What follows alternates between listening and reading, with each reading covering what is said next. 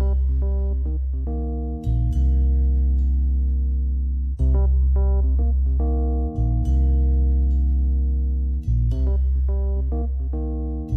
and welcome to another episode of Video Game Logic. Today's episode was recorded on April the 7th, 2020. I'm your host, Gaming Psychologist, and with me, as always, still in his separate bunker, at least 6 feet away.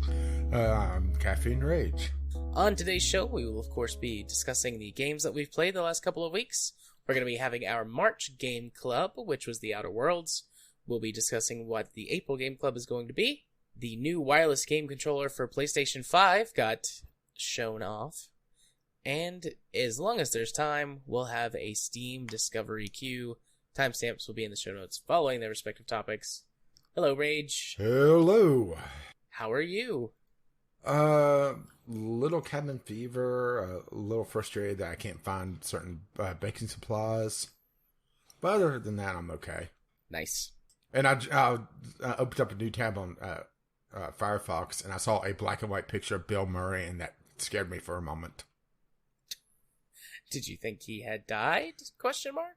Well, with everything else going on, why not at this point, right? That's true. That's very true. Yeah, I've been feeling quite poorly for a couple of days. It's all stomach stuff. I don't know what it is. It sucks. I've been in fairly consistent stomach pain for a couple of days. Nothing like severe. Like I'm not considering going to the hospital. If it was more normal times, I might go to the doctor if this kept up for another day or two.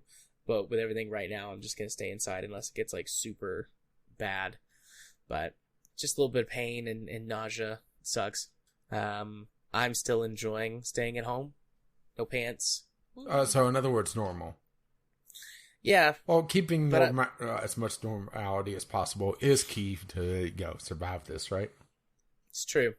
I have gained 3 pounds, which is not good. Not being able to go to the gym, and yes. Also not getting even like a tiny amount of exercise, because at my work or at my office, I'm walking at least a mile or so every day, which in the grand scheme of things like doesn't sound like a lot, and it's definitely not enough if like I wasn't working out on top of it. But at home, I walk maybe 100 yards all day. Maybe.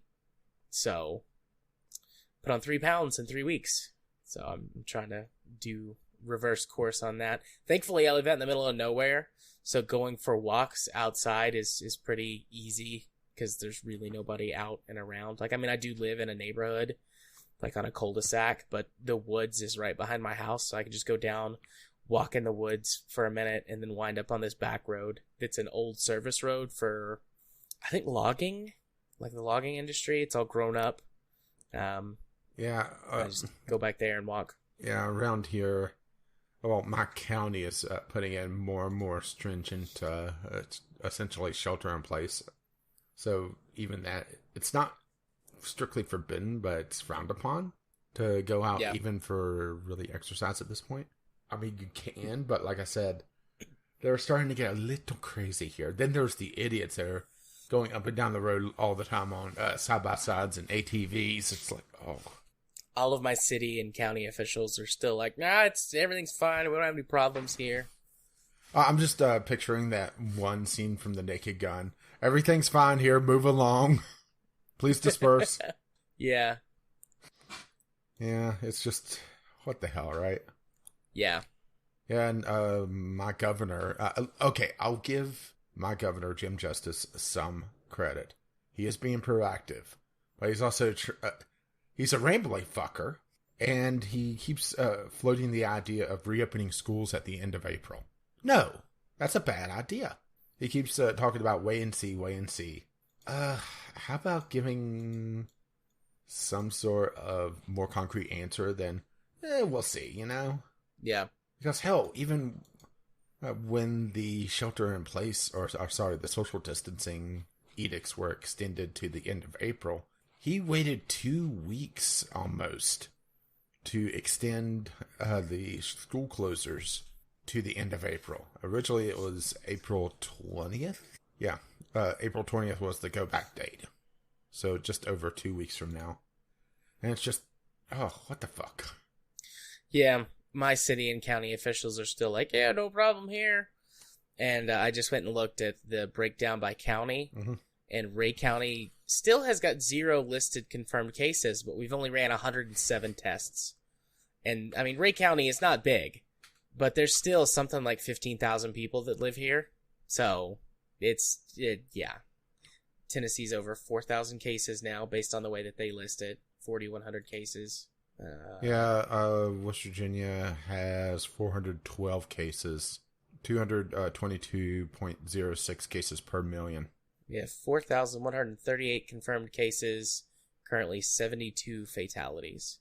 But the official state reports lag about a day behind other reports. Yeah, right now there are 61 confirmed in my county. So there's your daily dose of sadness, dear listeners. Yeah. To remind you of how much of a dumpster fire the world is. Yeah, let's put it this way. My county is actually my state governor's instituted more stringent shelter in place and social distancing edicts to the point that the local grocery store that I go to now, the Kroger, only allows, according to Anita's mother, 5 people in at a time. Customers, I should say. Right. It's a little crazy. A lot of people around, or a lot of places around here are doing 10. There might be some that do 5, but 10 is kind of the standard that I've seen people posting about on social media. Mm-hmm.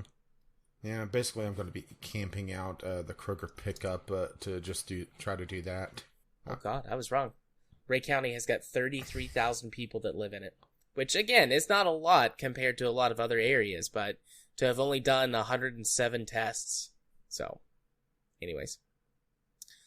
Do you want to talk about something that's fun? I hope. Sure. Yeah, you could go first. Okay, so I've got 2 games played for this week. The first is Ark Survival Evolved. The link goes to Steam, but I played this through Game Pass. I thought you were talking about something fun. I really like Ark. The game itself, on a mechanical level, is hot garbage. That game is not optimized. It chugs on my newer hardware now. I did not try it on my 480. But I suspect it wouldn't have run very well. But the game itself is a blast.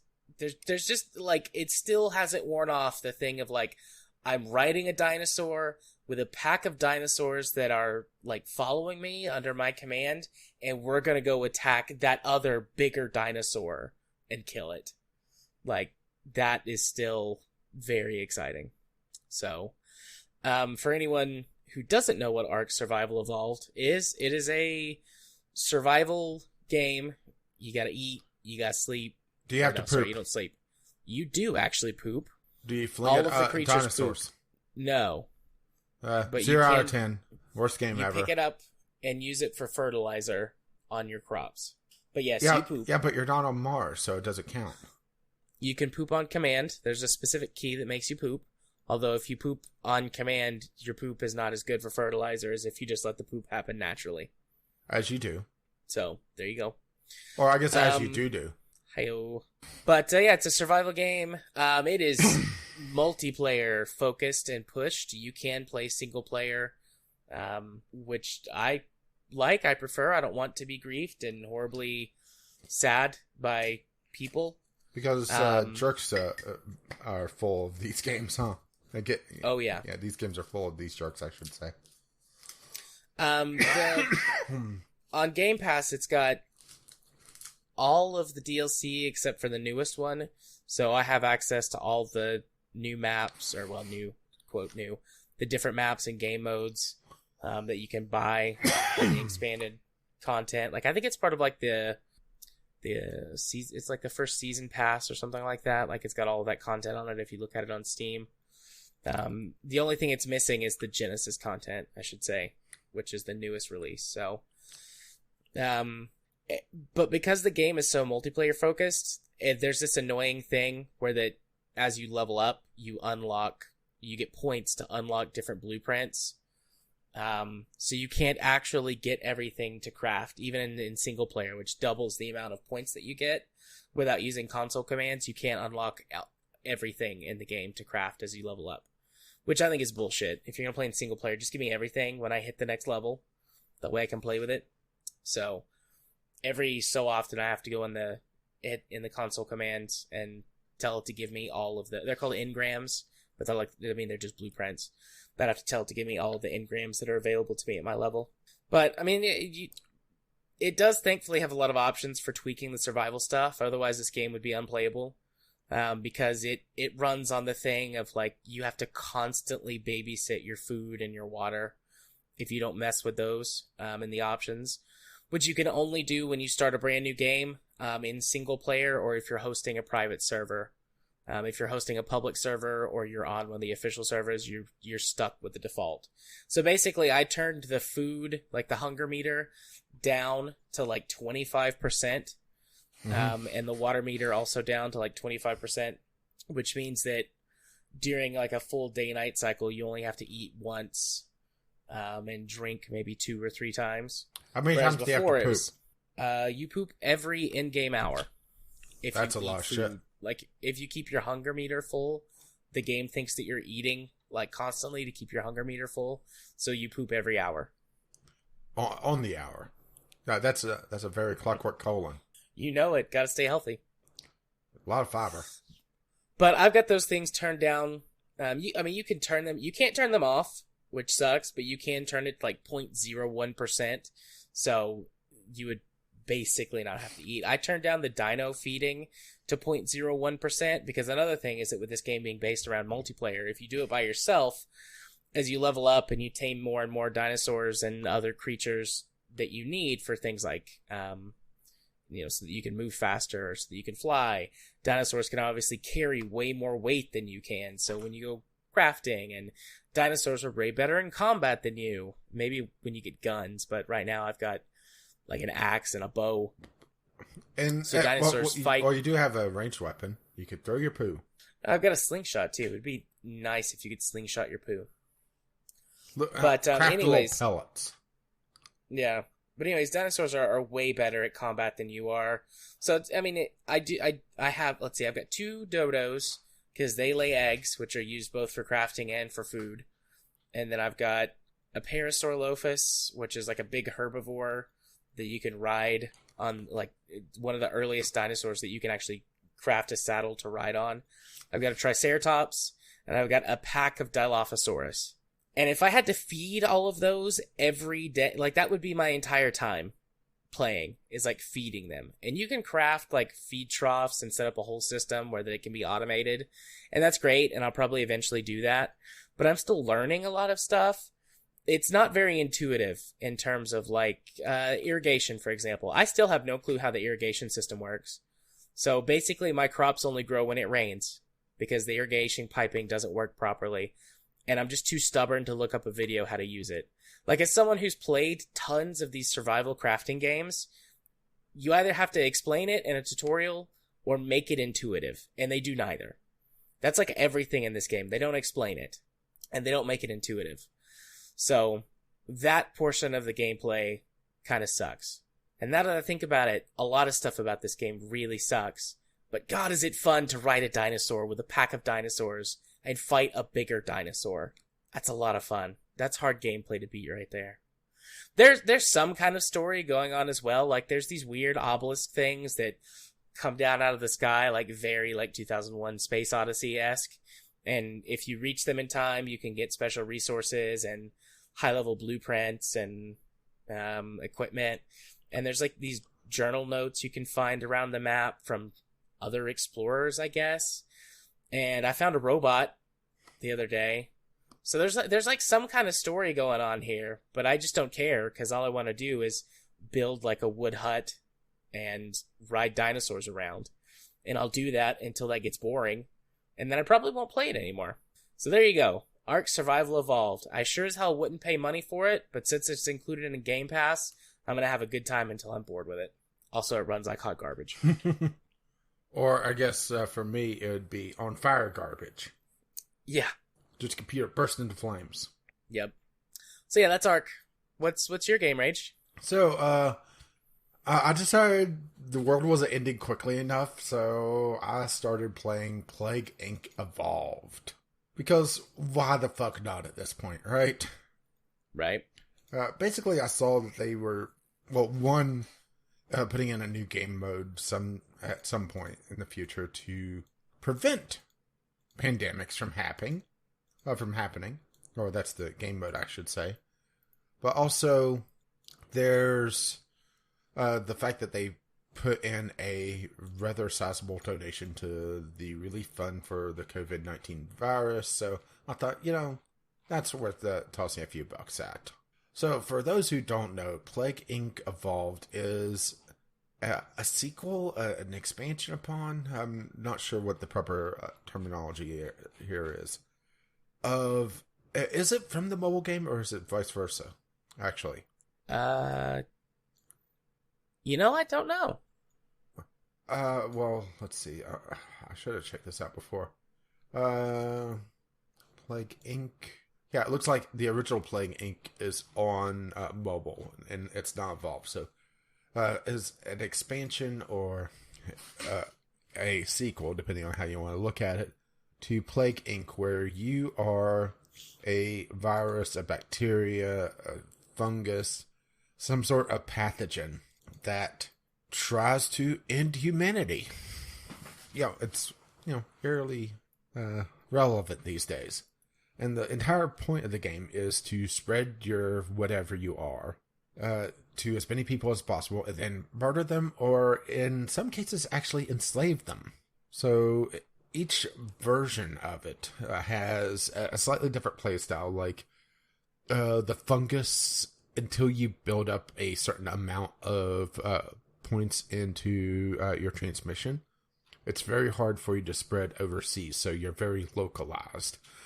And once your disease, your pathogen or whatever is discovered, the more severe you become, the more the global effort to discover a cure and wipe you out becomes. So there's this balancing act of trying to build up symptoms that would help expand your expand how easily it is to transmit your disease or whatever you are to other people, while remaining not severe enough that you get detected early on, or you get people to start rushing for a cure. And while you're playing, you also have the ability to get DNA points, which allows you to evolve, even though really the word evolve in this case is more intelligent design, let's be perfectly honest here. Because you are designing your whatever to build up a certain way. Even though I hate the term intelligent design because that's opening up a can of worms. But the entire point, like I said, is to spread and then wipe out humanity. Most of the time. There's things like a parasitic worm that burrows into brains that you could set it so that instead of wiping out humanity, humanity thinks you're a god and you're divine, so they build religions to you and build cults and wipe out research and that sort of thing, which makes it a little bit more fresh and turns it from just the same idea over and over again into a more free-flowing, this is kind of different thing. And then there's the additional game modes. I haven't played one of them yet. There's one that you are a vampire awakened from this after several thousand years, and you are trying to convert the humanity into essentially cattle to feed upon while building up a vampiric army. There's another one that allows you to eventually create a zombie army. There's a tie-in to, I think it was Rise of the Planet of the Apes, which is the simian flu, which allows you to create super ape soldiers to take over the world. And each one of these game modes has their own challenges, their own sort of goals. Some of them introduce a minor strategic, or I should say a more simple strategy game on top of the stimulation. There's genes that you can unlock through winning the game on other modes to make it easier to spread, make it easier to evolve, but your disease easier to cure. And it really lends itself to just toying around, kind of almost idle, goofing around. But it's not an idle game, from far from it, actually. It's kind of gives a new insight into the current world state where you see things all chipper and happy, and, you know, seeing people talking about, the Olympics coming to Brazil, which gives you an idea of the release date. It was early 2016 when it was released. To, you know, the president becoming sick and nuclear disaster because you are driving people insane, or you slow workflow towards the cure because certain symptom types become combinations. So, for example, sneezing and diarrhea gives the oops combo, which slows progress or work progress, which in turn slows research towards the cure. But then there's things like bloody lesions that make it very easy for you to spread, but it also ramps up your severity quite high, so it makes it a lot more noticeable if you haven't been noticed already. And if you have, they're going to be working a lot harder on that cure. So it's kind of a prudent, like I said, thing for these days. That said, there are kind of downfalls to it. I mean, it is very samey once you figure out a certain strategy. While there is an element of luck in some cases, because your transmission vectors are just person to person via land. Eventually, you got to unlock animal transmission, which will happen just automatically over time. And if you go far enough down that route, it could actually happen over further distances, so you could get, that bastard Madagascar. There's shipping and air routes, but it seems like they're just random, flying from airport to airport. And the more infected a country is, the higher the chance a airplane will be infected. But of course, when shit starts to go down, borders close, ports close, airports close. So you have to have really a foothold on the 4 major land masses and hope that you got the islands enough. Greenland, Iceland, Madagascar, and essentially Australia, because Australia is kind of cut off for the most part. Yeah, and Australia's a first world country, so they're hard to infect. Yeah, and they're slower to take over or get a good foothold. And there's also the fact that if you are too severe and you are killing too many people too quickly and don't have enough rate of transmission, you could actually kill off too many people. You could kill off too many people and essentially just fizzle out on a landmass. And Anita's sitting here looking at what? Can I wipe out the world here? Scientifically based? Yes, actually, he's given talks at the CDC about it. The developer of the game, and guest by Anita. The science teacher approves. Yeah, I should get her to play it. But let's see. You have to be careful about bouncing out things. But does it feel like these games where you're just managing through sliders and that's it, because there's enough randomness and enough strategy underlining all that to make it feel like an actual game, if that makes any sense, instead of just a spreadsheet simulator. So far, I've unlocked most of the different pathogens. Trying to think of what the last one I unlocked was, actually, because it's been a few days, because it's been all hands on deck for Gameclub to get as far as I can in it. I did the parasitic worm and became a god, which that one gets rather funny towards the end, because it's more of a linear progression on the evolution of it. Essentially, your worm burrows into different parts of the brain and starts affecting the brain in different ways. So you could slowly you start seeing people started to become very cultish towards your parasite.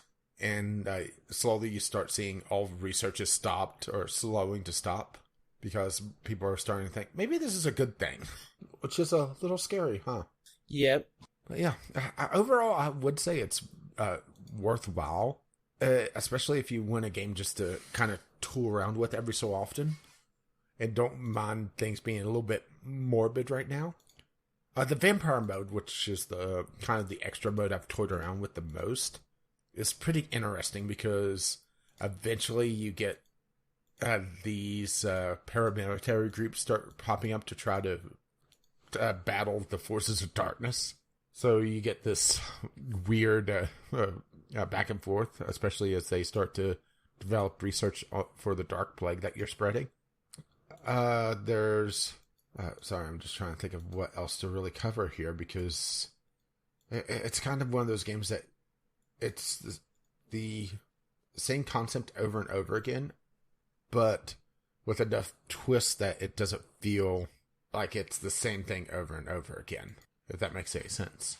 Like, you're usually out of the Asia continent, infecting a bunch of people, but then things take a twist, or a random mutation in your disease may make it so that, suddenly people are, having projectile vomit, because that won't go unnoticed for long, right?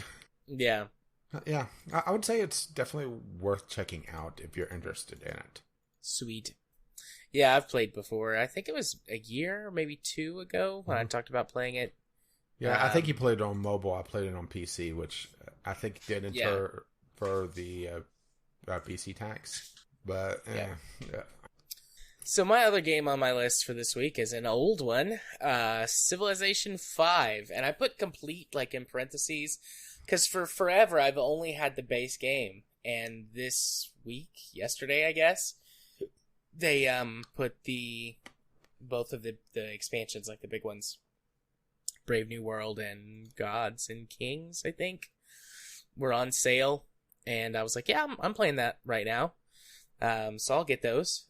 So I've got my first experience with Civ 5 with the big DLC expansions, whatever. Civ 5 was always probably my favorite Civ game. I've never actually played the original Civilization, Sid Meier's Civilization, but I've played Civ 2, 3, 4, 5, 6. I've played Alpha Centauri.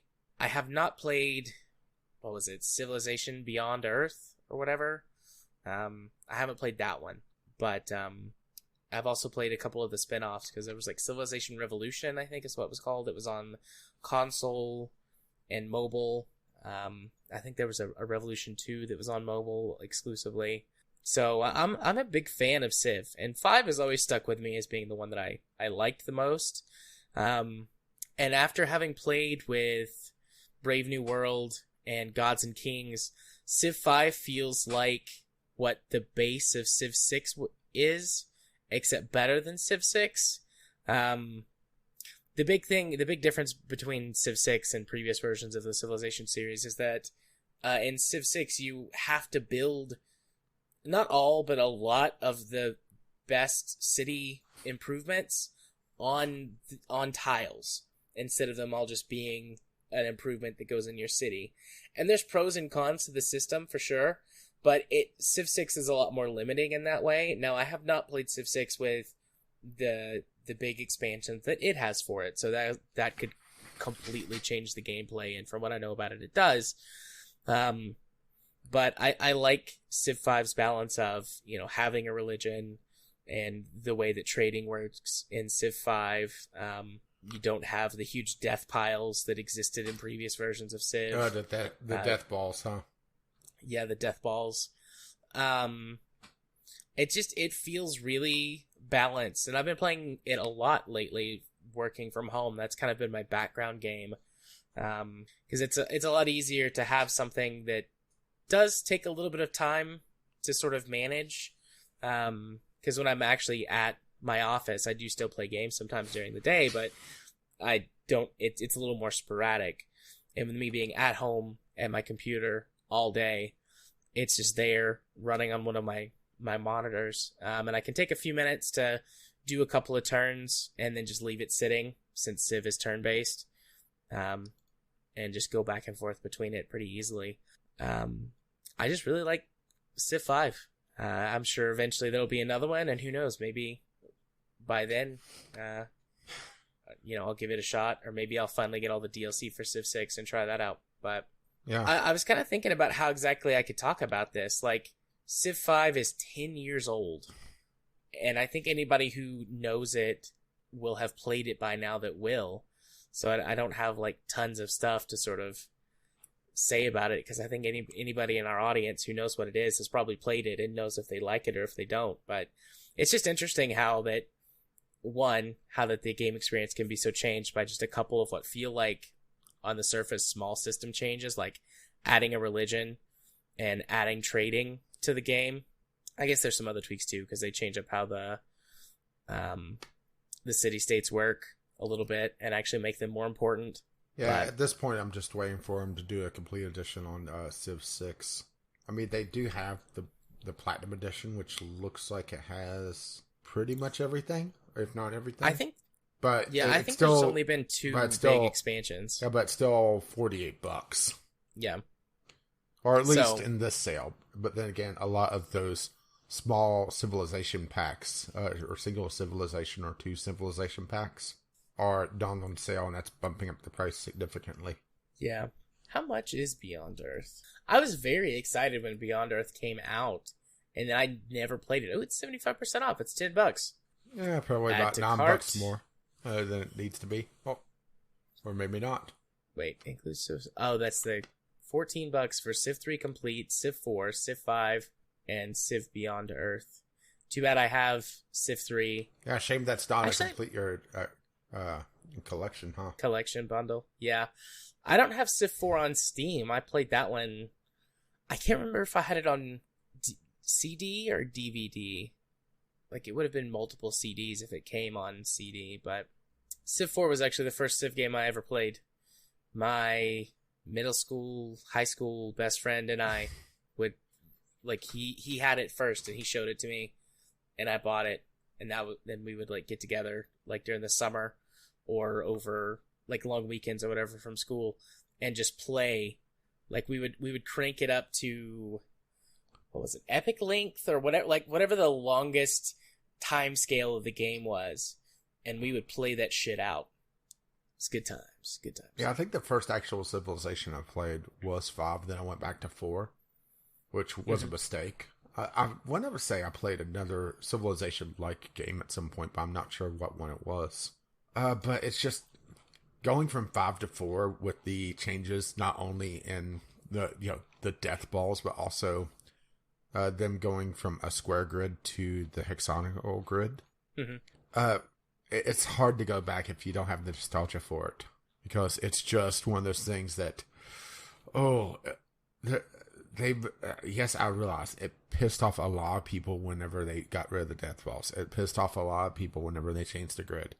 But it feels so much more strategic having to deal with an entire army as individual units instead of just, okay, this is my ball of death. I'm going to throw at your ball of death. Oh, my ball of death's bigger. I win. Yeah. I mean, I know I know I'm over simplifying that, but I didn't get far enough into Civ 4 strategy to figure it out, because it was just, Civ 5 is so much better. Yeah. To be fair, though, Civ 5 doesn't really have much strategy when it comes to combat, honestly. I mean, maybe playing against people more regularly, but primarily I like to just play against the AI. And for them, it's just hold, like, if they're going to come at you, just hold enough of a defensive line. If you're going to go after them, whittle down their cities with artillery and then take them over with infantry. Like, yeah, which I know that, like, yeah, that AI sounds super is, duper simple, but there's... Yeah, AI is always a weak point in any of the Civilization games. Yeah, you very rarely have, at least in my experience, any open battles with the AI. It's all centered around cities. When you play with people, you have to be a lot more strategic and maybe defend certain, choke points on the map or something like that. But with the AI, they seem to just randomly roam their troops around. Well, have you ever played They will with the attack you. artificial unintelligence mod? No. Have you ever heard of the artificial unintelligence mod? No. Okay, I'm going to link you the artificial unintelligence mod. This is for Civ 5. The AI could still be a bit of a joke, but it works on fixing a lot of things. Let me go to Discord and throw you this because it is worth checking out. It's on the Steam Workshop. It makes the AI a lot more logical. Yeah, because there's been plenty of times where they've had me on the back foot, and it's like, oh god, if they attack there one more time, that unit, like that really powerful unit's gonna get overrun, or that city's gonna get destroyed. And it's like, then they just like go 2 tiles to the left. It's like, what are you doing? I mean, that's great, but what are you doing? So, okay. I'll have to it's worth checking compare. out. I'll probably wait to turn that on until I get a little more familiar with the Brave New World and Gods and Kings. Because I'm still in my first game using those 2 expansions. I'm in the year like 1700, playing as Russia. I'm spreading the good word of sex perverts around the world. As you do. And working on that cultural victory. Because I want to do a cultural victory. But that's my thing. I always name my religion sex perverts. I did that in Civ 6. That was my favorite way to win a game, was to get a religious victory and sex perverts take over the world. Can you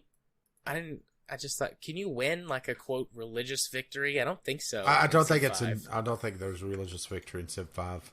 The religion just helps you. Just double checking. There is in Civ 6, but not in Civ 5. Yeah. Okay.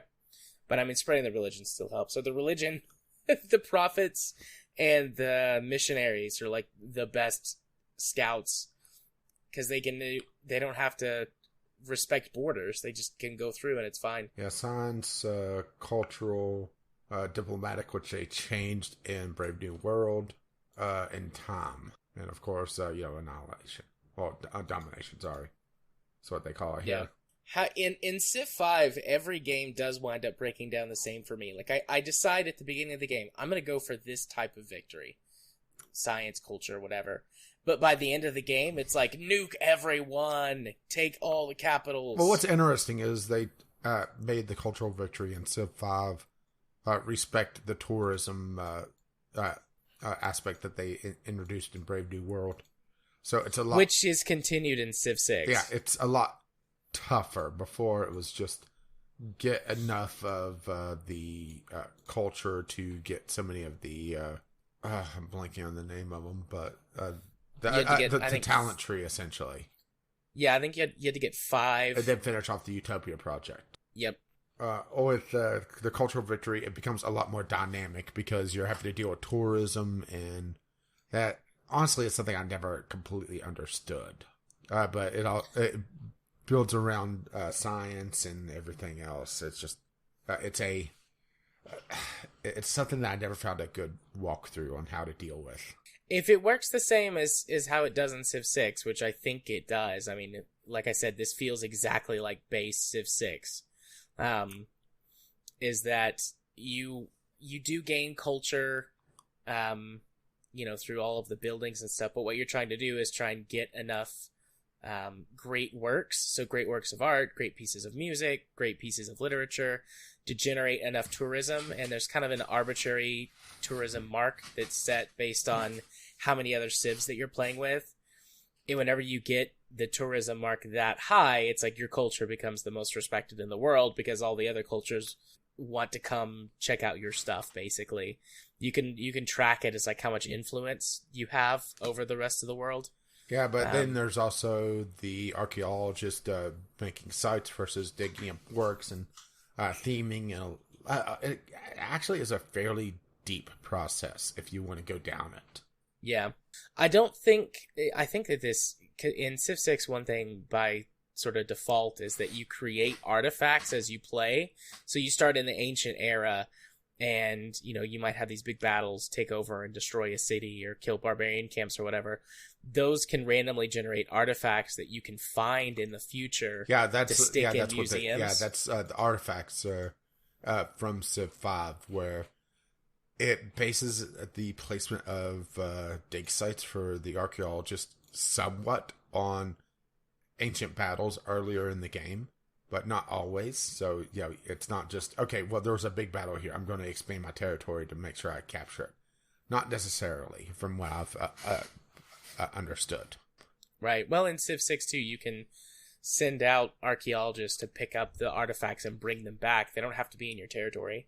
I don't know if that's the case for Civ 5. Like I said, I just hit the industrial era, and there's a lot of stuff that opens up in the industrial era, and a lot of things will say like this changes when you get to the industrial area.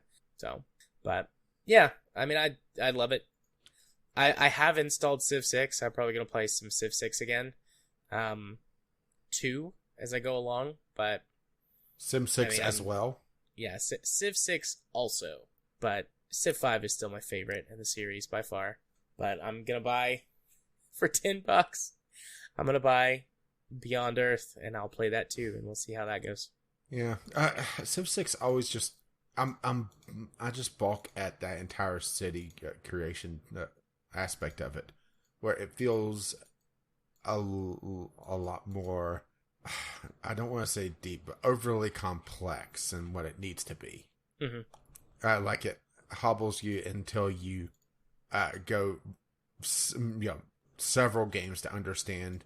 Okay, well, this building unlocks later, so you want to save this spot for later, and it's just no. I'll just go play Civ 5. Yeah, like I said, pros and cons. There's some interesting strategic stuff to it. You can reassign tiles to different cities to shuffle things around. Like, it does add another layer to it, but also a lot of times I find it more frustrating than fun. Yeah, I'll be interested to see if they stick with it for Civ 7. Because let's be honest, there'll be a Civ 7. Yeah, who's the guy that narrated Civ 5? Because Civ 4 was Leonard Nimoy, and Civ 6 is the actor who dies in like everything he's ever been in. Sean Bean. Sean Bean, thank you. William Morgan. William Morgan Shepherd. Sorry. Star Trek 6, The Undiscovered Country. Actually, he's been in a lot of stuff. Like, he sounded vaguely familiar to me, but not in a way that's, like, immediately, like, I know who that guy is. Yeah, it's not like Leonard Nimoy, right? Yeah, but I have seen some stuff with him in it. But, yeah, those are the games that I played. Yeah, but let's be honest. We all remember Klingon Prison Warden, right? Yes. 100% that's who I remember. Or Unnamed Captain in Pocahontas 2, right? Yeah, I've never seen Pocahontas 2. Electric Boogaloo.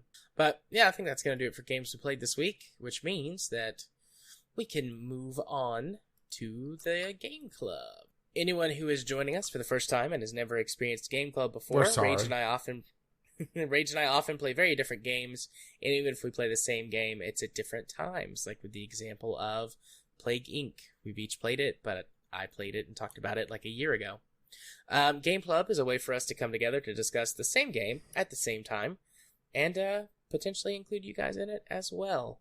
So for March, which bleeding into April, although we planned for it to be an extra week into April, we played The Outer Worlds. We have played and previously talked about this briefly on an episode last fall. When it came out. Remember, I played it a bit because it came to Game Pass pretty much immediately. Yeah. I think it was October. It might have been September or something. Yeah, I want to say October. Sounds about right. It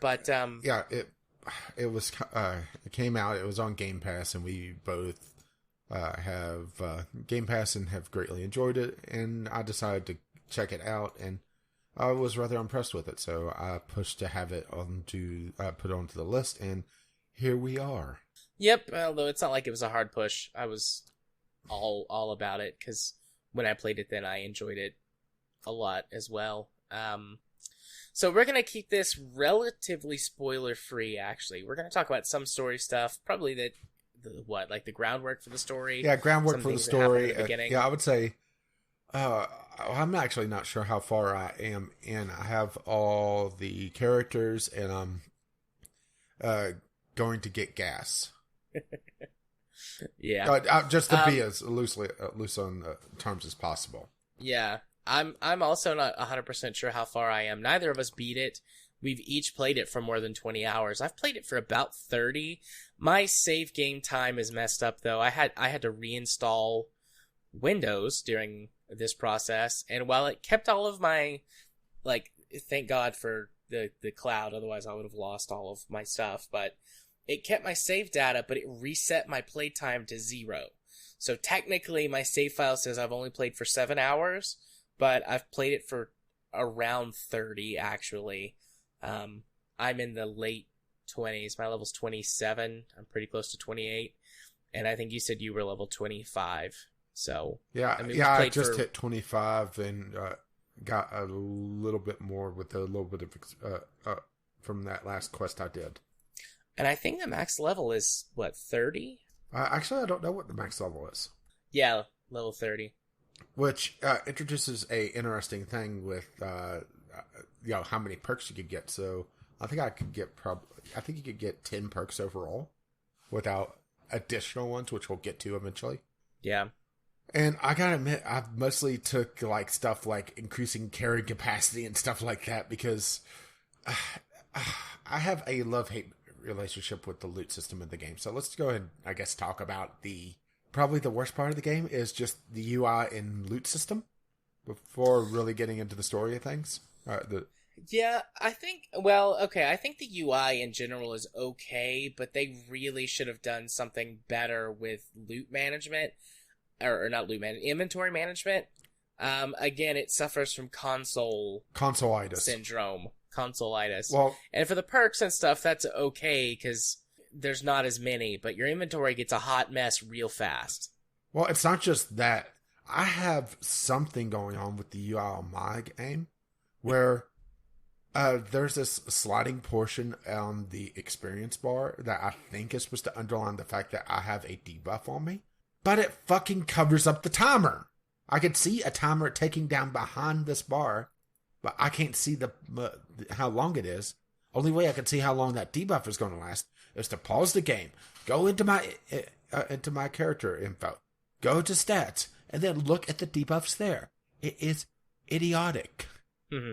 Now, I haven't experienced that specifically, so I don't know if it's to do with hardware. Although, when I first started playing, you and I had a much closer hardware configuration, and I haven't noticed, like, I never had that problem before. So I don't know what it is that's causing that for you, because I haven't experienced that. Yeah, and I've looked around to try to figure out why it does that, but I have no idea. So I've just lived with it and just assumed that all debuffs are like 10 hours until they go away. But yeah, I agree with you. The inventory management sucks. It is so easy to lose things in the inventory because there are very basic sorting tools, but there's no way to really favorite things or to mark things. And there's way too many similar and reused icons on items. Yeah. There's for example, you have an inhaler, which serves as like a way to heal yourself, and you can customize it by taking like different types of things, like food, for example, and putting it into your inhaler slots. And so that might give you a buff of like maybe extra health or extra speed. And as you increase your medical skill, you unlock more slots, up to 4 consumables being used every time you use the inhaler on top of just healing you. Right. But, that means that there's dozens of different but similar items in your inventory that might do, different or similar or nearly identical things, and there's no good way to sort through all of them. So it just becomes a mess. Those sorting things I talked about, the sorting categories, do not account for subdivisions like that. Only subdivision that there is between ranged and melee weapons.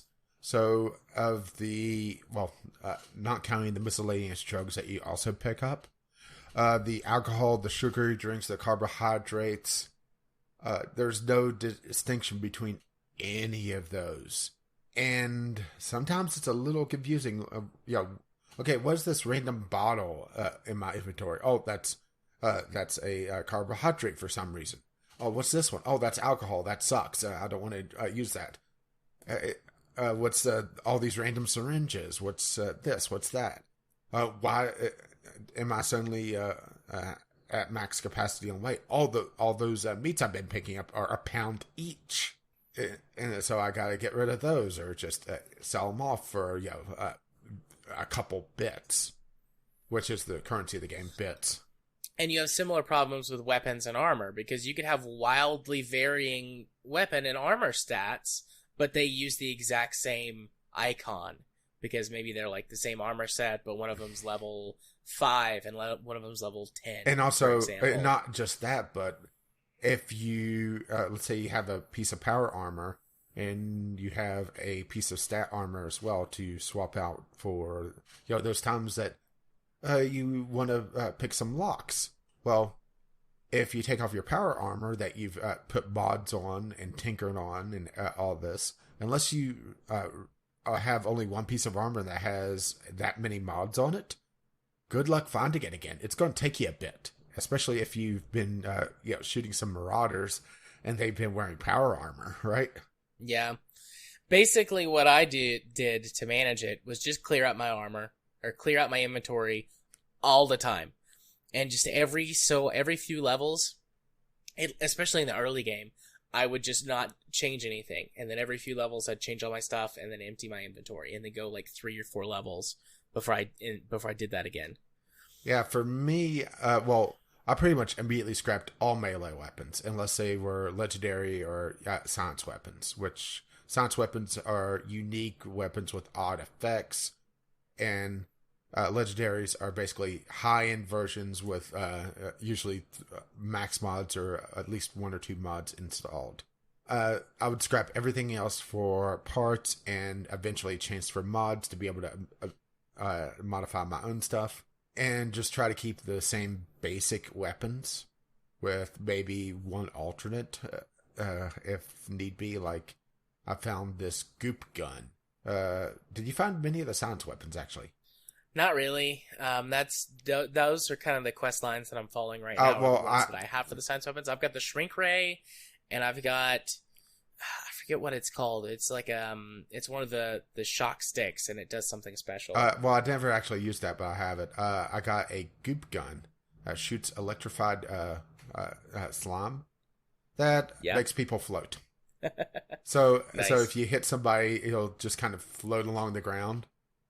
In ragdolling, and become essentially a piñata for bullets, because melee sucks in this game, or at least it sucked as far as I played it, and decided, guns are the answer. The question was, do you want to shoot something? And guns.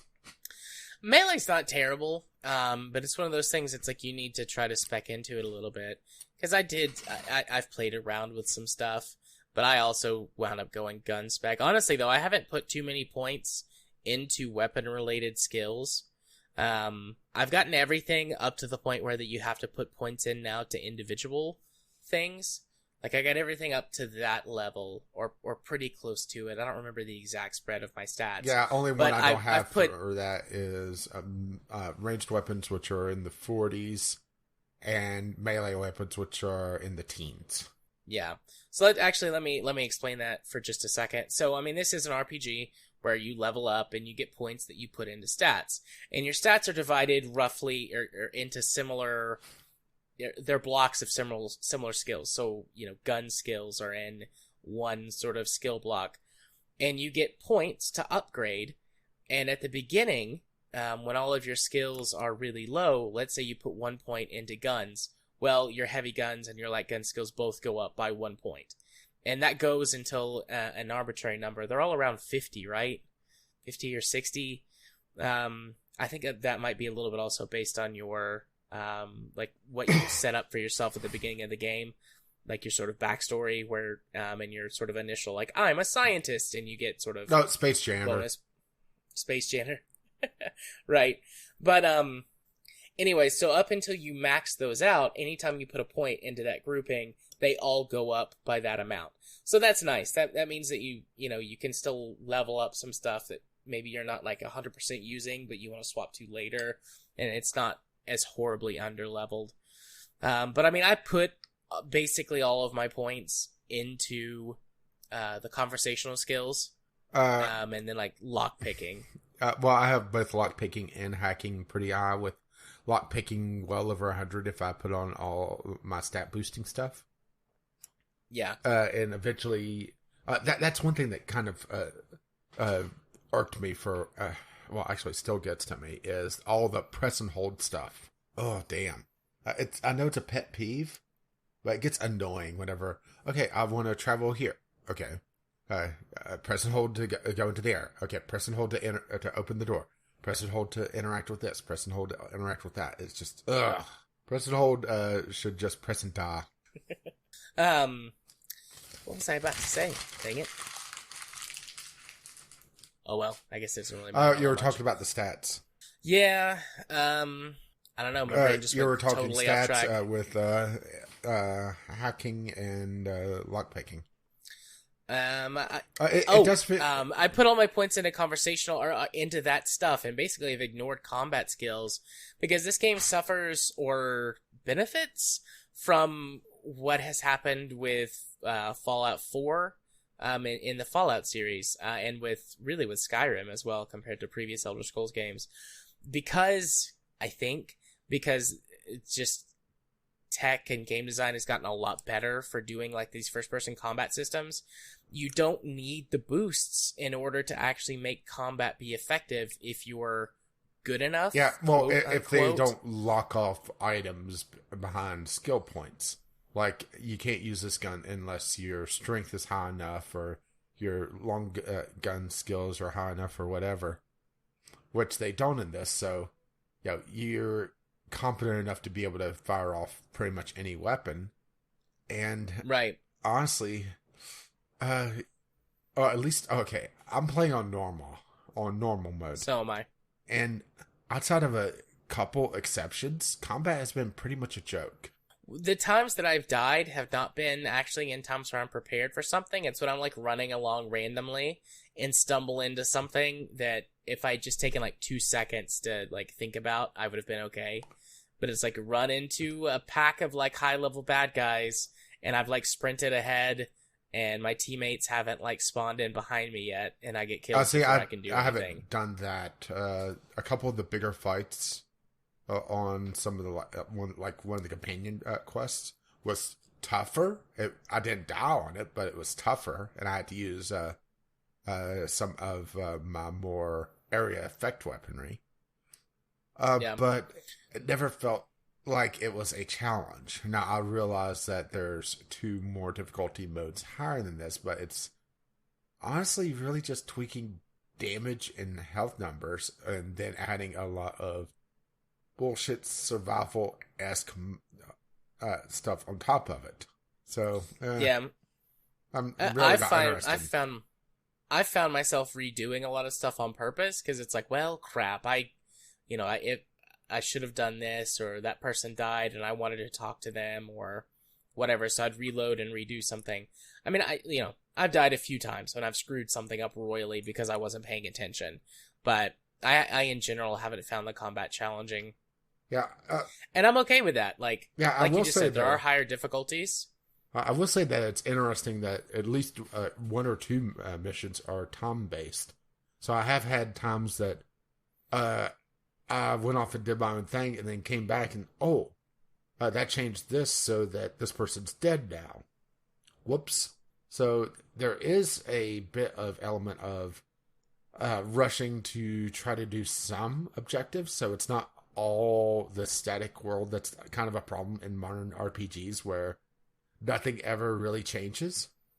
And I've also had NPCs contact me after the fact to continue on storylines, so it encourages you to backtrack and continue stories later on. But it's just, there's just something about the combat that feels lacking. I'm not sure if it's just the fact that it feels overly simple, if it's just, it feels almost tacked on, for lack of a better term. If there's just, maybe it's just a counterpoint to that the weapon systems feels like, okay, you get a good assault rifle or something that fires quickly, a decent shotgun for close range, maybe a melee if you're into that sort of thing, and you're pretty much set. And you just have to update them every so often and tinker with them and maybe add a mod or 2 to them. It just the combat just feels uninspired. It's something we haven't talked about yet, or haven't mentioned yet, is the time dilation, which feels the closest comparison is VATS, sort of like VATS. It's Although essentially VATS from Fallout 76. It's well, not quite. Sorry, that's an auto aim. This is just slows everything down and allows you to have more precision, and it feels more like it's for the console player, so that they could line up that perfect headshot while trying to aim with two thumbsticks instead of just being able to snap off one with a mouse and keyboard. Or at least it did to me. Outside of there's some. Oh, sorry. Go ahead. There's some perks, and also I think some stuff you can put in the inhaler that changes the way that it works. Because initially it's just a pure slowdown. Yeah. It slows down time, and you slow down a little bit. It doesn't feel like you slow down as much as everything else. But that could just be, perception. But you can get perks that will change that. Like you move faster than normal during the time dilation, and things like that. You can do increased damage or whatever, like higher crit chances, like, various perks and things can change that. But again, generally, with just the way combat works, all that is totally ignorable, at least on, normal difficulty. Yeah, which feels a little disappointing, honestly. It feels like this could have almost been visual novel-esque, where combat is just kind of there in the background and not... or I should say, it feels almost visual novel-esque, where combat is more an obstacle and not something that's really enjoyable in long stretches. I do find the combat enjoyable, though. We've been talking about this, and I feel like we've been overly negative on it. I love this game. It's like a solid A. I would give it a good B for me overall, but this is also with us not finishing it yet. Yeah, that's true. I mean, the ending could, either make or break, or one of the endings, because this is a game that has multiple endings. True. But I mean, I love this game. I love basically everything about the gameplay loop of it. I love the story. I love the way that all the characters are written. I love how that this might not be true, because this could just be one of those game design things, but it really does feel like I matter. Like, my choices matter. And I know for a fact, because I've seen stuff about this, that like you can play the game with no companions. Like, you can reject all of the companions and get a completely different experience, story-wise and gameplay-wise, because without the companions, there's a lot of things like banter that you miss between the two of them. Your ship, the unreliable, changes as you bring companions on board and complete their quests and find collectibles. They personalize their rooms and wander around the ship. All of that can be completely different, and that's just, that's a small thing in the grand scheme of it, but those sorts of things make the world feel like it's alive and has depth. Yeah, and I love the banter between the companions. Mm-hmm. This is going to sound like a backhanded compliment, but hear me out on this. It feels almost like the elevator scenes from the original Mass Effect, where... No, that's perfect. I love those scenes. Well, it feels like those only... You're actually doing things. You're actually learning about the world as well. You're actually traveling. You're not just stuck there in a fucking loading screen. Yeah. Or a hidden loading screen, I guess I should say. But Felix and Parati were discussing toss ball back and forth, and he was trying to teach her how to play. Oh shoot, I'm blanking on the bounty, or on the game hunter's name. Yeah. Nyoka? Yeah, Nyoka and Parati are having like this camaraderie going on, getting to know one another. At one point, I took Ellie out to do her companion quest and just took Parati with me because, well, I think she's my favorite out of the group. Parvati's the best. I love that girl. She's my favorite. And she was talking about how she loves that Ellie takes care of her weapons and offered to fix her gun from to allow it to perform better. And it's just all those little character moments between the two companions.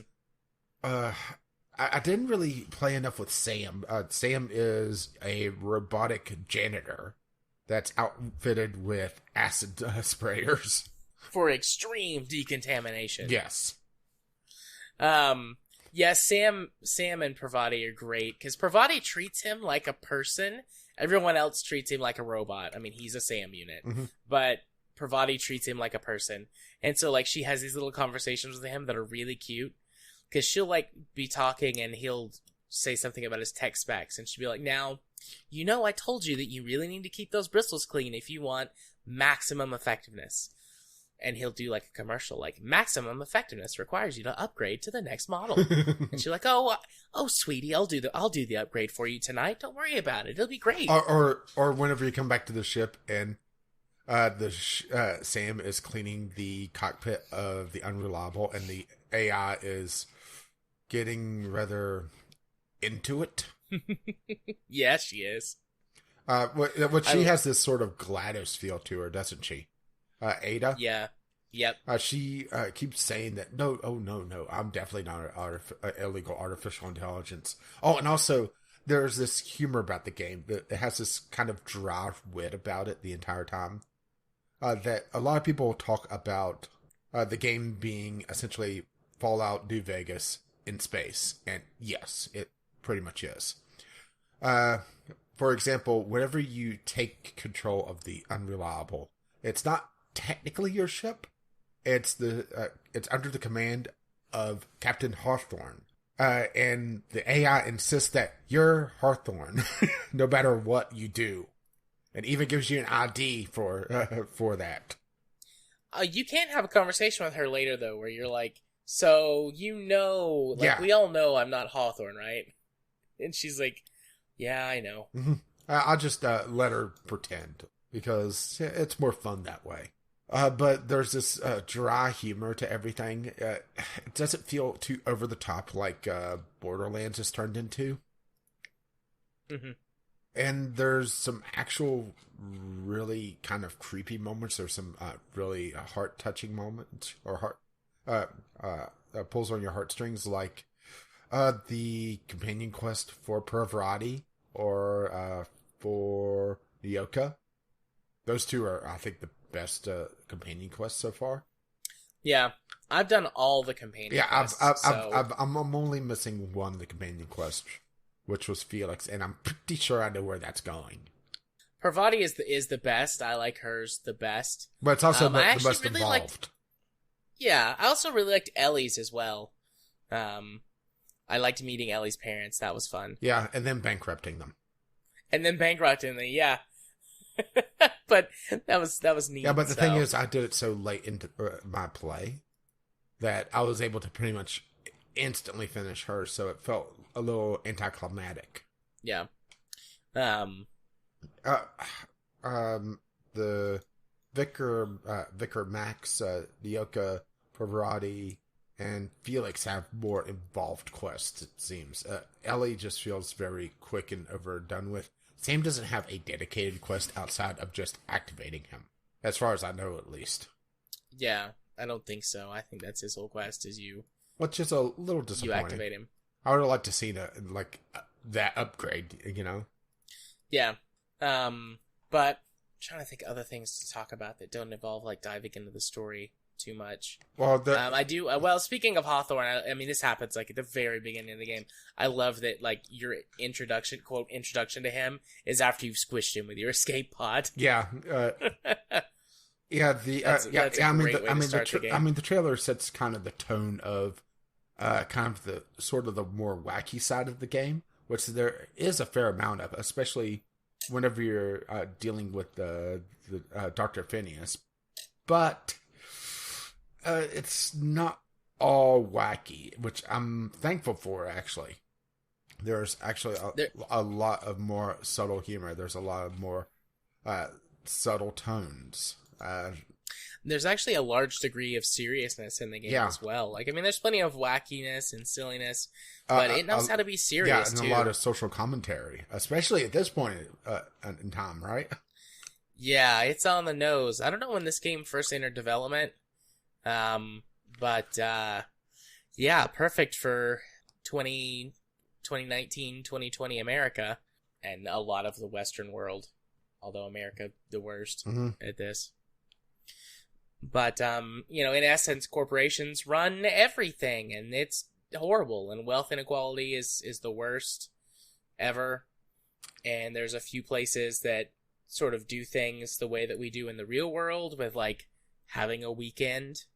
And that's, like, crazy, ridiculous, out there ideas, and there is a lot of commentary if you want to dive deep into it. And it's more than just, like, corporations bad. There's a lot of that in the game, but that's not the only point of the game, that corporations are bad. At some points, it's corporations are the only thing that kind of push society forward, which is kind of a weird way to say it. But then again, corporations are the government in this game as well. Shoot, I'm trying to remember which companion quest it was on. They were talking about how, I think it was the Yokas actually, where she was talking about, she was there when the corporations pulled out, and without them, nobody is really organized. But you could look at that and say it's a government thing too, without government, nobody's really organized, and anarchy makes it so that nobody does anything, right? Yeah. I love the art style of this game. It's got a wide variety of colors. You get a good mix of brights, pastels. You get a good mix, and I think appropriately placed, of like darker colors and browns, and it uses the full color spectrum. I wish I had an HDR monitor, actually. I think this would be a really good game to see in HDR, but I don't have an HDR compatible monitor. The game in general runs rough. I had a lot of problems when I played it with my 480. Had to keep. I mean, it actually didn't really have that many problems with it. I had mine down around like medium settings. Typically had a roughly, a pretty steady 60. I was able to crank it up to high on the 1070, and kept it above 60.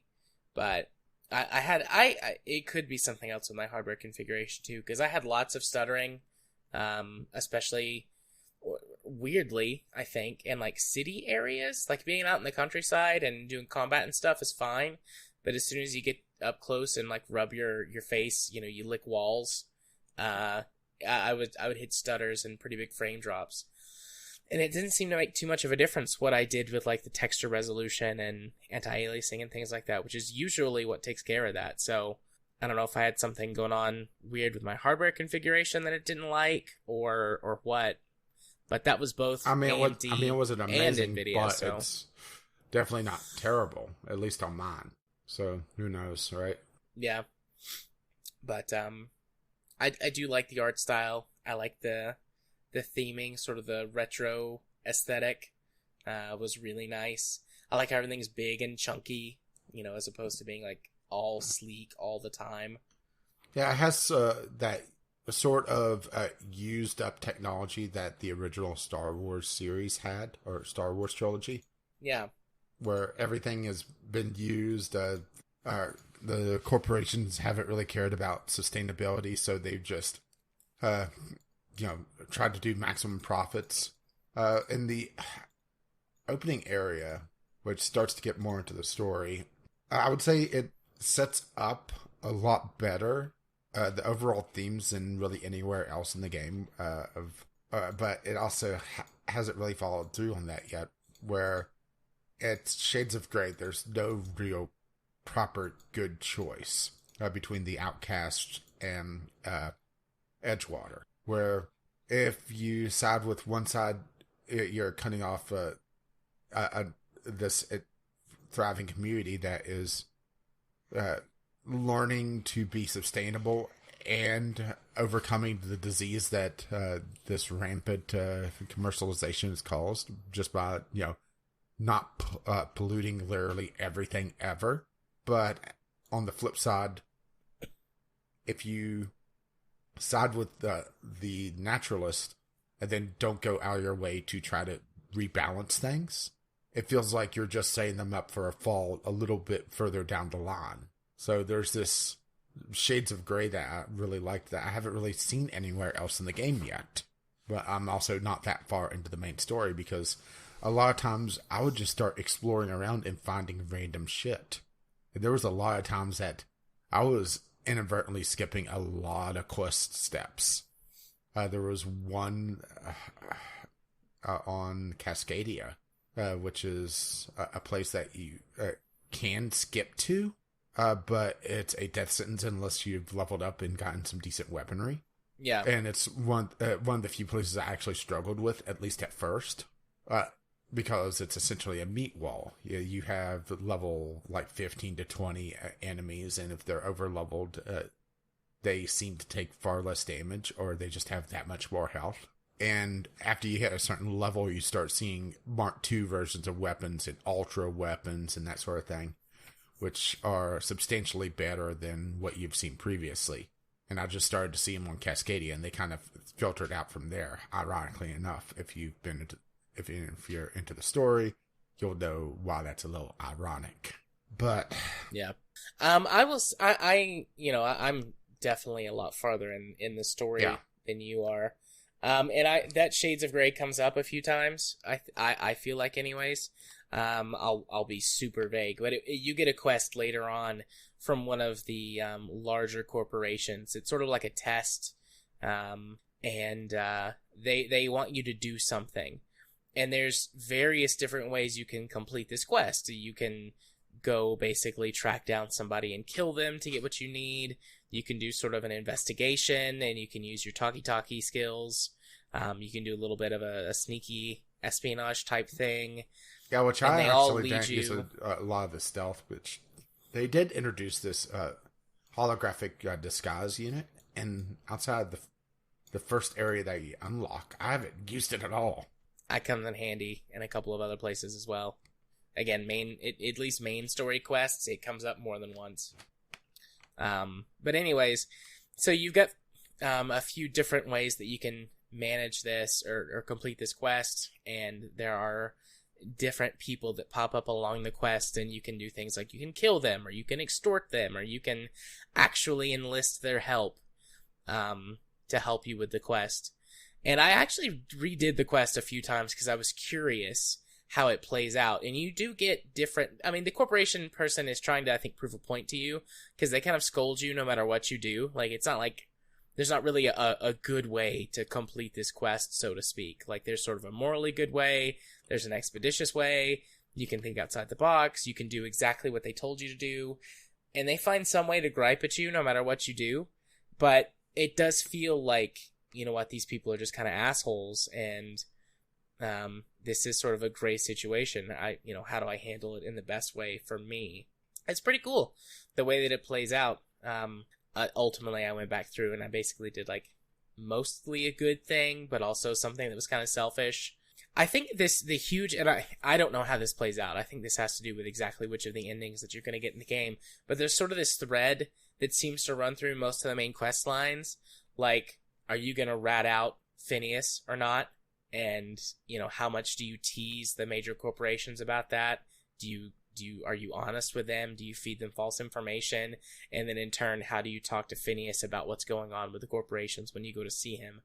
So I don't know exactly how that's going to play out in the end, because like I said, that's probably what leads to the various main sort of endings to the game. But it's interesting. I don't think I'm going to rat him out. I feel like there's so much to learn about him that he keeps his cards so close to his chest. Yeah, but at the same time, it makes me not want to trust him completely. Yeah, I so don't trust him, but I trust the corporations even less. So it's like he's the least bad option is what I feel like about him. But maybe another option will present itself farther. Well, I did want to look to see how many endings there are. Not any spoilers, but there's 3 main endings with up to 20 additional endings for specific characters and factions depending on actions. So it sounds like 3 primary endings and then maybe like a slideshow Fallout-esque. Showing the different actions that you took. because there's Yeah. only really a handful of primary factions. The world feels small yet big. There's each planet is essentially one or two cordoned off maps that really don't interact with one another outside of going back and forth for questing. And it has this problem that it does cut off things, so it doesn't. It's a little more obvious whenever you're being sent around on a fetch quest or to check off something on a quest line. But at the same time, it allows them to be a lot more detailed and to hide a lot more things, and not have to worry about things wandering around or having to deal with trying to tie portions of areas together, or making just this one big map that's just the same shade of brown or different shades of the same color. So you get very differing environments because of it. For example, just the couple of areas on Terra 2, if I recall correctly, going from the Emerald Vale, where Edgewater is, to and you see this cannery town where they pack salt tuna, which is essentially just tuna, or at least what they claim. They kind of ran out of tuna ages ago, so they're basically just throwing anything they can into the cans nowadays. Sawdust, bits of wood, some mushrooms, whatever, right? It all tastes like salt tuna in the end. And everything's kind of dilapidated. There's it's on the ocean, but it's been polluted. Everything's dying. But then you go over to Roseland, which is on essentially the other side of the planet, and it's a lot more vibrant, but it's the same theme for the planet. But they haven't polluted it. They haven't killed everything. There's, of course, shipwrecks and everything as well, because that's the Outer Worlds for you. But they don't have to try to make that transition without having an obvious seam. So it's a double-edged sword on this, where the lack of interconnectivity between the different areas definitely hurts whenever you're going on a bigger quest trying to do things, because you're having to go through several loading screens and having to deal with maybe traversing planets, but at the same time it makes the maps feel a lot more intimate and well done, because they obviously were able to spend more time handcrafting these various parts of the world and putting a lot more detail and a little bit of hidden treasures and a little bit of hidden stories into things. So yeah, I'm not sure if it's a downfall or not that it's not more open world, but with how the game is and its theming, it's probably for the best that it's like it is. Yeah, I think it is probably for the best that it is like it is, because it doesn't feel... I always feel like it's just right, if that makes sense. Like, yeah, it's nice to be able to explore a giant world in Fallout 4 or Skyrim, or even like Oblivion and Morrowind and stuff. Like, that's great. They're awesome. But at a certain point, it's like, God, I just want to get to the thing. I just want to do the thing that I need to do right now. And this feels like it always hits the perfect balance between, oh, I can go explore over there and find something cool in that cave or whatever. But also, oh, I can, here's where I need to go for my next quest. Or, that thing I'm trying to do. Even if it's not a quest, if it's just like you're, searching for something or working on getting something else. It's like, it's right there, and I feel like it's for the best. That's something, though, that's purely subjective, but... Yeah, but it's also the thing where they don't have to try to make it make sense, the transition between the two areas.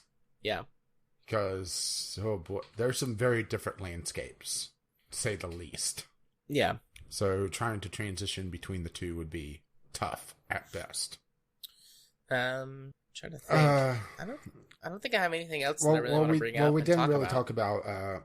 We talked about the loot system, but we never really talked about the engineering systems, where you could tinker with your guns, you could add mods. We briefly touched on it, but did you do much with that? I did. I felt like that system was pretty straightforward. It did feel like it got a little bit too expensive too quickly without some major dumping into perks. Yeah, I mean, you spend bits to essentially upgrade weapons and armor, sort of their flat Yeah, stats, it basically and bumps the then level up, and it also is based off your current level. So if you're level 10, you can't push something up past level 15. But the thing is that at one point, it feels like everything gets replaced with Mark IIs. So it feels like it was kind of pointless to do anything in the early game because of it.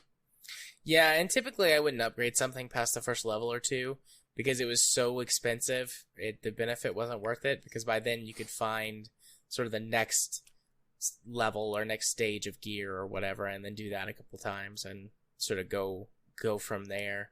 But and then also gear, not all gear, but a lot of gear has got essentially upgrade slots where you can slot things into, and they can give it stat boosts or little perks or whatever. I feel like there was a decent variety there, but nothing that was like, oh my god, this system is like so in depth and crazy cool. Yeah, it just felt like after a while, I saw everything for the mod system. It didn't feel like there was anything truly interesting past that point. Unless there's more mods that unlock later on, or there's like some super rare ones. I did encounter a rare or a pristine mod, so I do know those exist. Unfortunately, the one I got was for Melee, because fuck you, right? Yeah, right. So I do know that those exist, but it was disappointing. But it just felt like there could have been something else, because there was always like, okay, the magazines are either boost crit or boost a magazine size or add an element to your weapon, and that was pretty much it. Barrels were reduce sway or add crit damage, that sort of thing. Sights add different scopes or add a gyro sight, which reduces weapon sway and improves your range. Maybe it's just I got spoiled by the concept of the science weapons, that they are so unique, but you can't do anything with them other than just bump up their level, and eventually even they start to lose their power because the game levels past them. And outside of the first handful of levels, it just starts to get prohibitively expensive to get past that. Like the first one would be like 50, then 100, then 200, then 300. Then suddenly it's 1,000 bits per level. Yeah. And it just felt like some guns were kind of useless, like some of the handguns. It felt like there should have been more. But then again, that's kind of where we talked about the combat in the game felt almost like an afterthought at times. Yeah. So are we finally getting to the story? Well, we kind of front loaded the mechanics because we wanted to go a little bit spoiler free, because one, we didn't look up the endings or what the actual endings are, and we didn't want to spoiler ourselves, but also there's a lot to the game story wise. So right. Yeah, I mean, I don't think we should really get into the story too much. I mean, sort of the setting of the backdrop of it is that you're there was a colony ship that was sent to this star system that was lost, and you were found by this doctor. Well, the doctor found the colony ship, and he decided to try to revive them to bring fresh blood to the colonies, because the corporations have essentially rotted all the talent. Everybody is beholden to these corporations, and he feels that, or at least his stated goals, at least from where I am right now, is that the geniuses aboard the Hope, which was the first colony ship sent. The second one was the Groundbreaker, which is was turned into a space station later on, which you visit. Yeah. The Hope's geniuses and leaders would be able to revive and correct society somehow, right? Yeah. But it doesn't seem that you're one of these geniuses. You're just like a carry-on, or like crew or something. Yeah, and you've got a bunch of different silly things you can pick, like space janitor or stuff like that. But or salesman It's or that sort of thing. And all of them are little perks, little additions that you could do.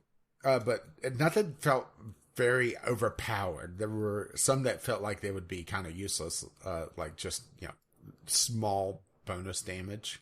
Yeah. Whenever damage or combat has been kind of meh. But in general, I mean, that's kind of how the story starts. And, some stuff happens. You get dropped off on the first planet, and away you go. And from jump, I mean, literally dropped too off. much more, yeah, literally. But I mean, from jump, starting to talk too much about it, really starts digging into the story, because right away, the game is not shy about saying here's the world, here's what's going on, introduce you to these big factions, and going from there. Yeah, I will say that the game has a great hook on it in the very beginning, especially with a more eccentric character like Dr. Phineas Wells, where he has this he is mad science. He is mad science personified. Yep. So talking about, there's some slight possible side effects like explosive cell death. You don't feel like you're going to disintegrate, do you? Yeah. We talked about leveling up, but we never talked about flaws either. So eventually, throughout the course of the game, you could develop flaws in your character, which, honestly, I never took any of them. Yeah, neither did I. So they're all very major stat debuffs or detriments to your character. But it allows you to get an extra skill point, which the skill points you get, it appears to be 10 at max level, because it looks like it's one every 2 levels or so. Mm-hmm. And, there's 30 levels, so yeah, math, right? Well, yay, math. Right. Well, it doesn't seem to be strictly every other level either, because I've gone a couple levels and then I got one. But there's things like, you're permanently crippled, so your walking speed is 25% slower. But you get a skill point, right? Yeah. Or you do less damage against a certain type of enemy. You get a skill point. Yeah, it would be interesting for challenge runs, or maybe building up a certain way, but the only one that I found that was tempting was when I got caught one too many times while sneaking, which, if you're high enough in your social stats, you could just get away with even just stealing right out from under someone's nose, or at least once in a while. There seems to be some sort of internal cooldown for that, which is nice considering, in the Elder Scrolls or Fallout series, if you accidentally pick up something, certain death. Stop right there, criminal scum. But in this one, I think it's funny. It's what are you doing? Nothing. I was just leaving, officer. But it would make you a little bit more paranoid while sneaking in unauthorized places, but I decided, probably shouldn't take that. Not worth it. And it would be interesting for a challenge run to take all the ones that you have that come up first. Mm-hmm. Or take ones that are detrimental to your combat abilities so that you have to rely more and more companions, which are pretty smart AIs. They are able to warp to you if they get too far away, so they're never really stuck, which is a nice thing. They're able to use ladders, which, that's nice, huh? Yep. Each companion has their own special move, which has a very short but sometimes annoying cutscene whatever you use. I mean, don't get me wrong, I like Ryoka, but it gets annoying to hear her yell every so often every time she screams and shoots her gun. Mm-hmm. I love the Vicar with his shotgun blast and that witty one-liner. Mm-hmm. Yeah, all half dozen of them, right? Yeah. I wish there was more. I get why they couldn't do a million, but I wish there was a million. Or Maximilian. Hey! Hi-oh! Sorry. But yeah, it's just coming back around. I would say that the inventory issues really take it from A game from me to a B game, just because mechanics are just irritates me far too much. Mm-hmm. And it's just too much of a detriment, especially whenever you spend so much time trying to sort through all the inventory. Whenever a couple additional things from the Fallout series, from the Elder Scrolls series, even though I hated what they did with the Elder Scrolls later on with inventory management, they are still made it so that you could hotkey things, you could or hotkey more things. Which it seems like this game, at least in the higher difficulty settings, wants you to bounce between the different elements based on the enemy. But you only have 4 weapons, so you either have 4 assault rifles or, right? Yeah. Or... There's there's probably something else you can do with weapons, especially in the higher difficulties, but... Yeah, or, the ability to favorite things so you could, not accidentally sell something, right? Yeah. It's just, the combat not being as polished as it should be, but particularly that inventory system being frustrating at best, just takes it away from A for me, which is a shame because it is a very good game. It's a very strong game, but yeah. Yeah. So overall, I like it a lot. Very strong recommend at this point. Might come back when I do intend to finish it. It's going to be one of my 12 games for 12 months of 2020 that I beat. I am going to beat it. So I might come back and for once he's not talking about masturbation. Ew. But come back and talk about it a little bit later when I actually do finish it. But for now, like, solid A game, recommend. I would say B+ for me, just because of the failings on some of the mechanics, the RPG side of things. Yeah, the RPG management. Yeah, fair enough. So our next Gameclub game for April, like I said, I think at the very beginning when I was reading off the top of the list, is Fault Milestone 2.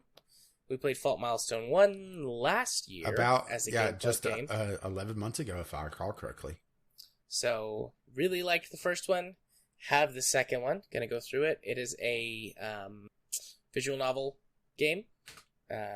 Hopefully, I didn't look it up. I mean, I don't think we looked up how long, but I'm guessing probably about as long as the first one. 6 to 8-ish hours. So, yeah, hang on. It is registering as... Oh, hang on, that's the wrong one.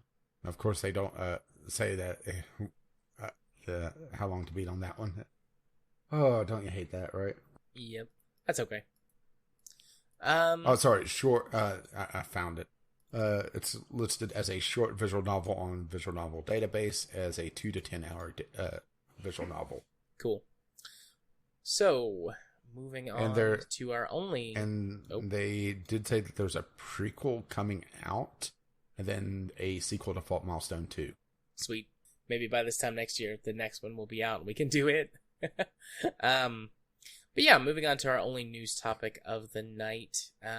You wanted to discuss the new PlayStation controller. Yeah, because to me, the console controllers are very important to take a look at. And they're doing some weird shit. Okay. So, it's not the DualShock 5, it's the DualSense. This is from, at least according to this press release, it sounds like it's going to be the default PlayStation controller.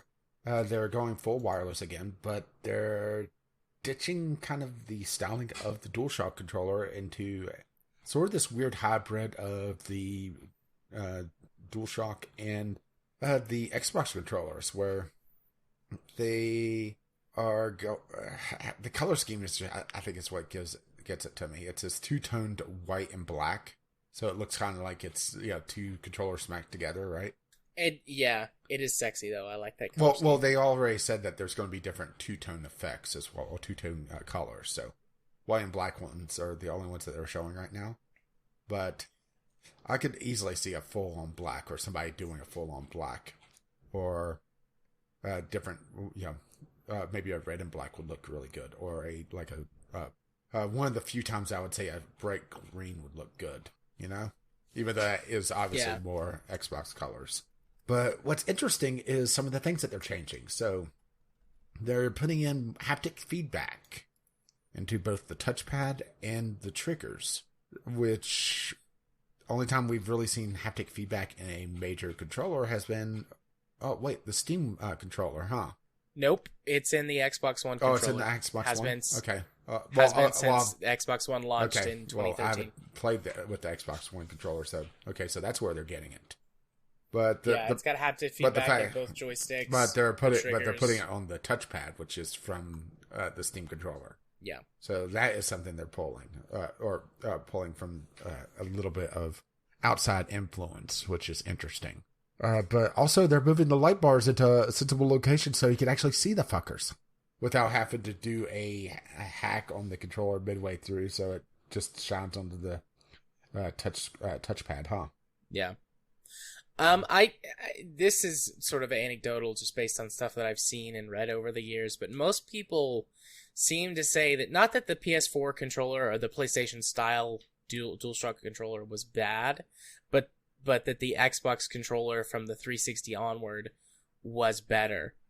And Nintendo, with their Pro controllers, has copied the design of the Xbox controller. Most third-party controllers copy the styling of the Xbox controller. Configuration. I would say the DualShock is the lesser of the two. Yeah, it's a lot harder, especially on that left thumbstick if you need to use it. So it's interesting that I don't know. This is probably going to be read as like, oh, they're conceding the design to Xbox. Yeah, but they're not really. It looks like, just comparing it with my controller, they are spreading out the thumbsticks a little closer to the edges of the controller, but it also feels like the controller is a little bit more bulky, it feels almost close to that banana controller. You remember that thing? The Batarang? Yeah. With those handles on it. So I've got my Xbox One controller sitting here next to me. I just took my chat pad attachment off, and I'm holding it up to the screen next to the image of the PS5 controller. They look super similar. I mean, it's not identical, especially because of the thumbstick, but if you swap the location of the thumbstick and the D-pad on the Xbox One controller, and then just change the button stylings to be the way the PlayStation controller does them, these controllers are... I mean, if it was like a dark room and they were similar colors, I probably couldn't tell you right offhand. Because, I couldn't see, obviously... Outside of that left thumbstick, huh? Yeah. They're very similar. The Xbox, like, jewel button is where the touchpad is, and a couple of things like that. But, I mean, really, like, it's not a copy, but it's real close. Well, it'll be interesting to see what they do with the battery life, because they didn't address it directly in this. And that's been kind of the Achilles heel for the PlayStation controller, is that its battery life is not great. It has a lot smaller battery than what's available for the Xbox controller, and it's not hot swappable. So... And a lot of Xbox controllers, I think the Elite controller comes with a built-in battery, and certain other ones do. But, I mean, a lot of the Xbox controllers still have got, like, you can just replace the batteries. So, I mean, I do use rechargeable batteries with mine. I've got a bunch of AA rechargeables, but, if my batteries die, I just swap them out. I don't have to plug it in and charge it. Yeah, but on the flip side, or whatever. Since I use the DualShock, my battery life is a lot less, at probably about 8 to 10 hours, depending on how much the rumble feature is used, and also the brightness of the light bars, two main factors. But the DualShock controllers also have the ability to get charged from either the micro USB or the auxiliary port on the bottom of the controller underneath the thumbsticks. So a lot of the chat pads and third-party controller add-ons are backup batteries. So I have essentially two different independent batteries I could use with my controller. Yeah, what's the battery capacity on the PS4 controller? I know that's not like the be-all. It's only 1,000 a lot of milliamps. it is... Okay, that's real bad. Yeah, but it also doesn't. I was thinking, but it also doesn't draw that much power. That's the thing. Well, that's why the rumble feature is such a big thing on how much that battery lasts. Yeah, I don't know what the Xbox battery packs are. I usually use, I've got some 2000 milliamp batteries, some 2300 milliamps, and some 2800 milliamps. But even on just the 2000 milliamp batteries, I'll get 25, 30 hours of battery life out of my controller. And I mean, with the haptic feedback being involved, the rumble, I mean, it's all just done with rumble, really tiny little rumblers. So, I mean, that's running constantly, especially in a game like Forza or a combat game where you're getting into, taking damage a lot. Yeah, that's why I'm a little bit. Weapons. That's why I'm a little concerned about the battery life on this, because they didn't really address it overall, which is a little troublesome. And also the fact that they broke up the light bar, because that depending on how they're handling that, because so I do have some concerns about it, but I do find it interesting that they've changed the controller this much, because this is a pretty radical change. I'm a little surprised we didn't see those back buttons come into play.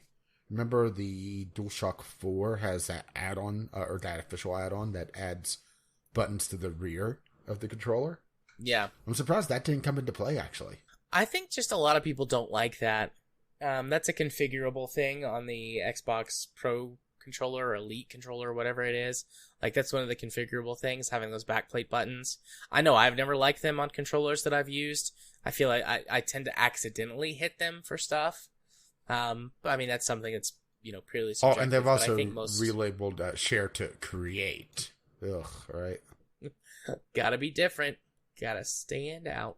I mean, overall, I'm interested in this. I'm obviously not going to pick up one right away because, I don't have a PlayStation 5 and don't plan on getting one anytime soon.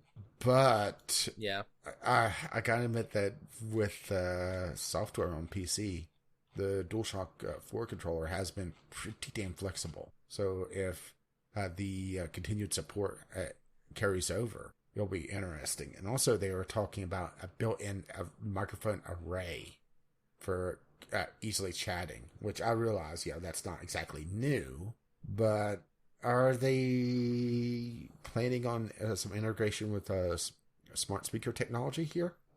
Like they showed off with Stadia and then never did anything with? As far as I know, at least. There's some interesting questions here. That's why I wanted to talk about this. Plus, news is a little thin right now, so whenever something interesting pops up that, like this, right? Yeah. So just because I was curious, looks like the Xbox One, the ones that do have the built-in rechargeable battery packs, or if you buy, like if you've got a controller that uses the AA's and you buy like a Microsoft battery pack, they're 2,500 milliamps, and they'll last 20 to 25 hours. Yeah, let's put it this way. One of the biggest hacks for PlayStation controllers, especially if your battery is old anyway, is there's a couple pieces of plastic that you can snap off that essentially holds down the battery, or just Dremel off, and you could put in a 2000 milliamp battery into it and essentially have about 20 to 24 hours of battery life. So that is something. Although, a lot of the places say not compatible with PlayStation 4 controllers, that sort of thing. But let's be honest, right? Yeah. Anything that's you get yourself a little foil, you can make something compatible. Mm-hmm. I remember doing that with pennies. I've done it with foil. It's like I've only got one battery, or I've only got AAAs. It's like, well, I'll shove some pennies in there and it works. Yeah, and it doubles as a heater. Yeah, there you go. But it's good. I think what's going to make him break this is just battery life, because damn, right? Yeah, you would hope that they would put like a 2000 or a 2500 milliamp, especially going in there, haptic feedback. Yeah, because that's something I would hope. That's something I didn't really miss. Having just standard rumble features, because usually that's good enough, right? Yeah, I mean I've had haptic feedback for years now with the Xbox One controllers, and I've went back and used 360 controllers that don't have it. I've used, sort of third-party controllers. It's weird to not have it. It's one of those things that it's like, I mean, you don't need it, but when you get used to it, it's just one of those little things. It's like, oh, this is so much nicer. So, and it makes a huge difference in playing driving games.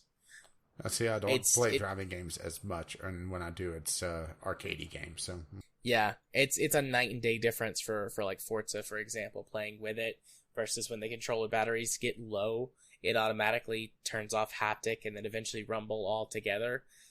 And it's like blinking, like, your batteries are low. You need to change your batteries. But it's a huge difference to, like, go jam on the brakes, and it gives you a simulated feeling of, like, ABS kicking back against your feet, but in your fingers. Mm-hmm. It's neat. It's just a nice little thing. Especially, like, when I play, like, full hardcore sim, like, no driver aids or anything. It's like, oh, God, ABS is... I'm about to, I'm not doing as good as I should do. Need to control my braking better. But anyways... It's nice. You don't need it for sure, but it's nice. Yeah, maybe that's the thing, is that since I haven't really experienced it, it's kind of a meh to me, right? Yeah.